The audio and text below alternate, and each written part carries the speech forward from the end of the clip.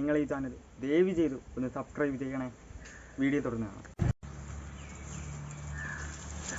Sorry അമ്മ, ഇത്തിരി ലേറ്റായിപ്പോയി.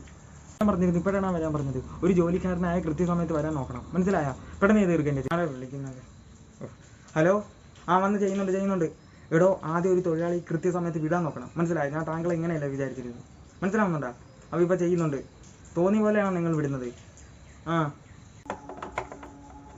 വിളിക്കുന്നുണ്ട്. അമ്മയാണ്. ഹലോ അമ്മ, കയറിക്കോ അമ്മ.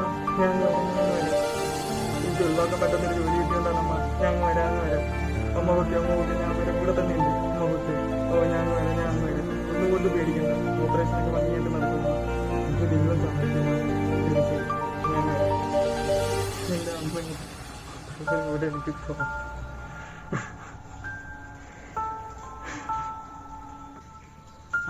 ശരി ഓക്കെ.